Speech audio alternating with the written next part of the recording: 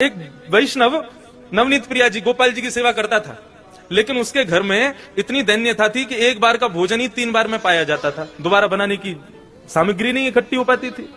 अब उसका कोई एक मित्र आया, वो पैसे वाला, उसने आकर के उससे कहा और भाई सब ठीक? बोले हाँ सब ठीक। बोले तुम्हारा दिन सुधर गए कि नहीं? बोले अब वैसे ही है भैया, क्या करें, एक समय अब रोटी बनती है, उसी से शाम तक का गुजारा होता है। बोले अच्छा तुम पूजा वूजा करते हो क्या? बोले हाँ। बोले किसकी करते हो? बोले गोपाल जी, नवनीत प्रिया जी, लड्डू गोपाल, इनकी पूजा करता हूँ। हंसने लगा मित्र, इनकी सेवा करते हो? अरे ये भी बेचारे जब इनको पूतना मारने आई ना, स्तनों में विष लगा के, तो ये भी नेत्र बंद करके शंकर जी से मदद मांग रहे थे कि पूतना के स्तन के विष को तुम पी जाओ।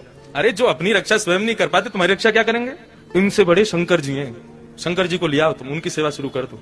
अब बेचारा मरता क्या नहीं करता, शंकर जी ले आया दूसरे दिन, और नवनीत प्रिया जी लड्डू गोपाल जी को दूर एक जगह टेबल पे बिठा दिया। बोले तुम्हारी सेवा अब हो गई, तुमने तो कुछ किया नहीं, अब इनकी करेंगे हम।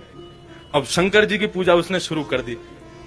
खूब रुद्राष्टाध्यायी से अभिषेक आदि सब करने के बाद में अगरबत्ती जला करके और त्रिपुंड लगा लिया। पहले तो उर्दपुंड लगा रहा था, अब त्रिपुंड लगा करके ओम नमः शिवाय जप करने लगा। अब जैसे ही आंख खोल के देखा तो जो उसने अगरबत्ती जलाई थी उसका धुआं उड़ करके गोपाल जी के पास जा रहा था। अब वो धुआं है, वो तो कहीं भी जा सकता है।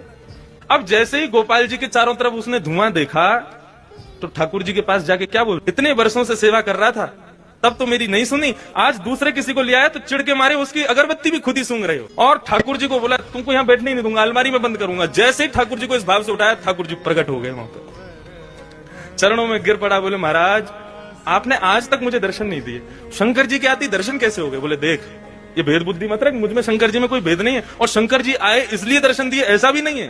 तो बोले क्यों किए, फिर क्यों दिए दर्शन आज आपने?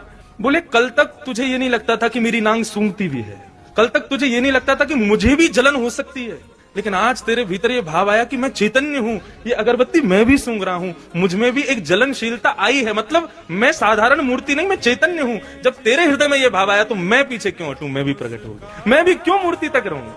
जब तू ही मुझे इतना ऊपर पहुंचा चुका है तो मैं भी प्रकट हो गया। तो ठाकुर जी का दूसरा स्वरूप भागवत कहती है चैतन्य, उनमें सदैव वही भाव रखो, ये चैतन्य है।